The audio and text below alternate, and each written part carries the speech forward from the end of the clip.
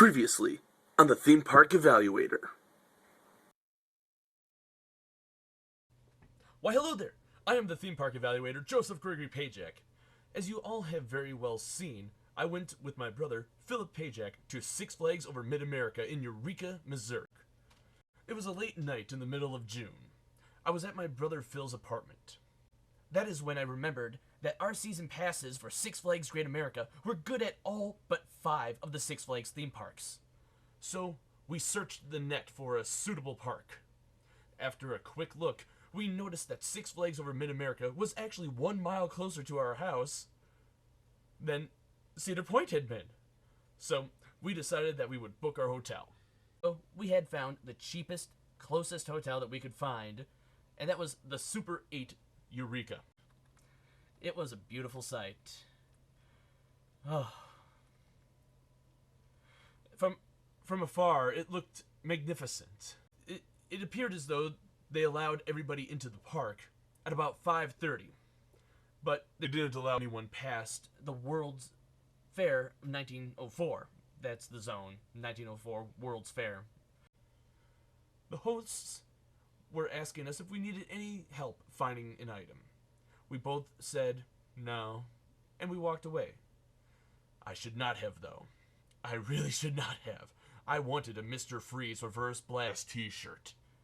I had found one, actually, but I did not buy it at that time. And by the time that we were exiting on the last night, there were no more left in any of the stores. As we made our way throughout the park, we kept noticing the high standards this park was holding itself to. These standards were very similar to that of Disney or Universal even.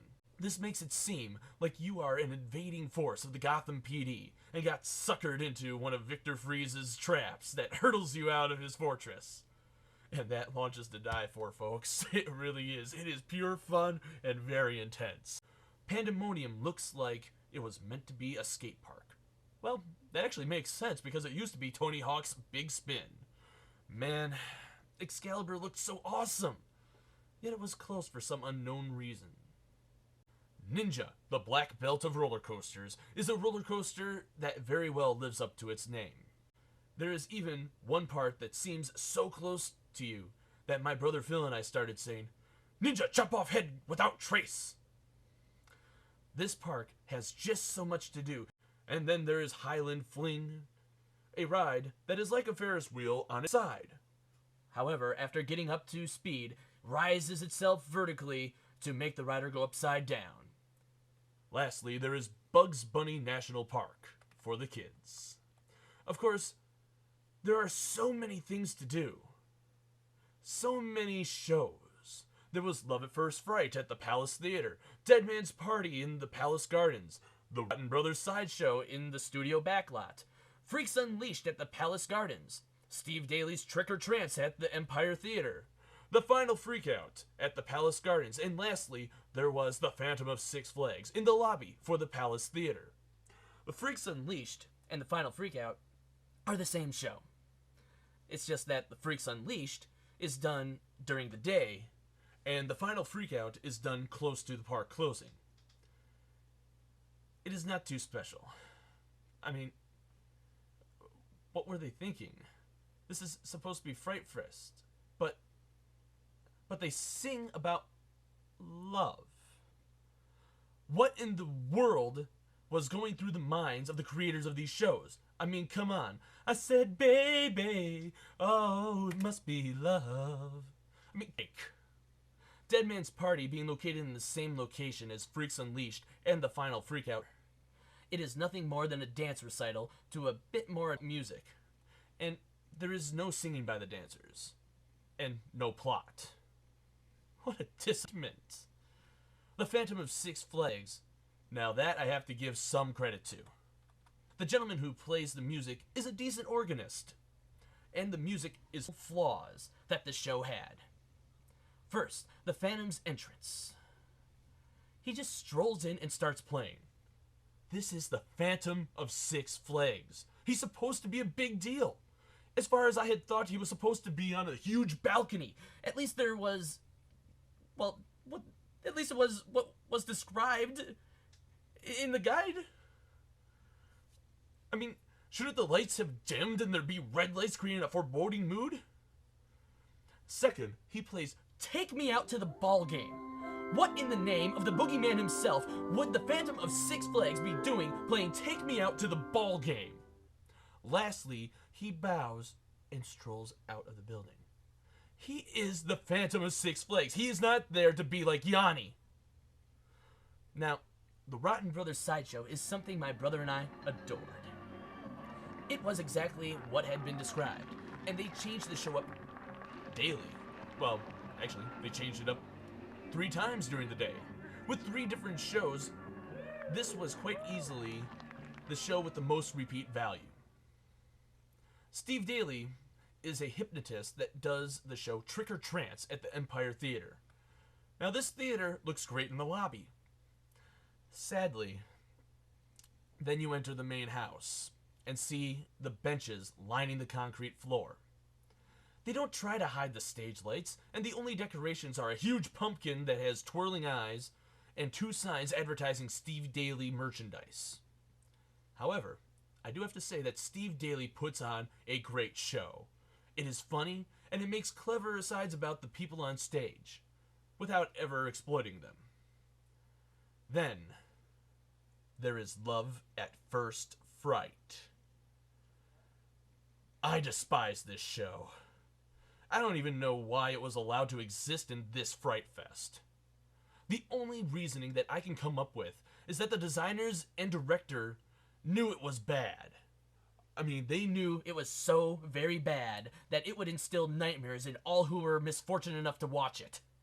First off, the show is located in the Palace Theater, the lobby of the theater that houses the Phantom of Six Flags. Yes, that lobby.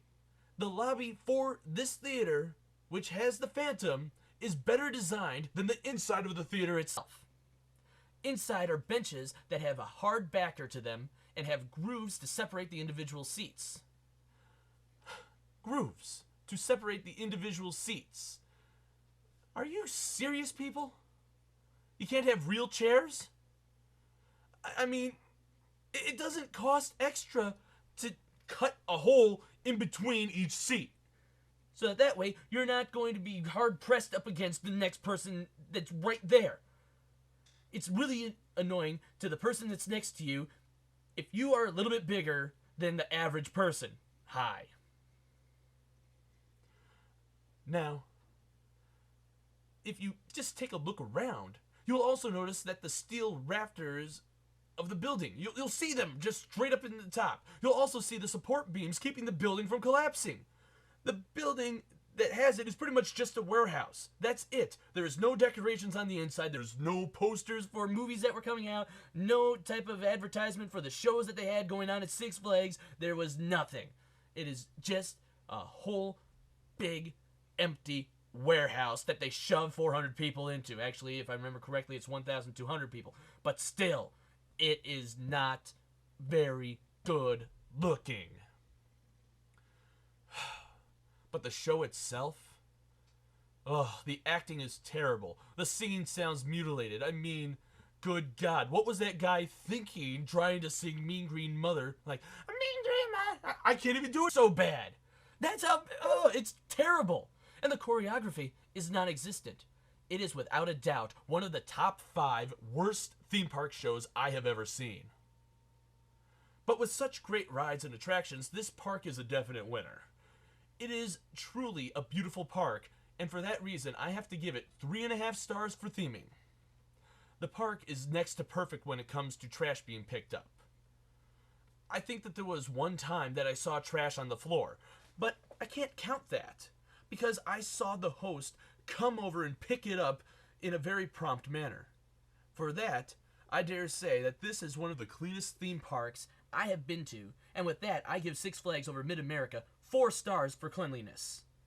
The hosts are ever vigilant. They see a person looking at their map or a piece of merchandise, and they ask that person if they need help, and then they direct them to the proper location. They even go out of their way to interact with the guests. There was one time that they were asking us if we were doing a video for YouTube. That is something not much seen in theme parks, and for me, that gets them a 4-star rating for guest relations. Lastly, it is with a heavy heart that I have to honestly say that most of the shows were lackluster, and that they left my brother and I feeling as though we just wasted our time. There was one shining show that sticks out in our minds, one show that completely sinks the entire experience. That show was Love at First Fright, which is shocking, because the Six Flags Great America version is my second favorite theme park show. How did they get this one so wrong? Because Six Flags over Mid-America has phenomenal rides and 2 shows that were extremely fun, yet had 4 others that didn't impress, I give Six Flags over Mid-America 3 stars. This is one amazing park, folks. It has beautiful theming, and great rides and attractions that are top-notch. The hosts are friendly, and it is wonderfully clean. So I give Six Flags over Mid-America Fright Fest 2012 3.5 stars out of 4. I am Joseph Gregory Pagac, the Theme Park Evaluator. Take care, my friends, and I hope that you all are well. God bless.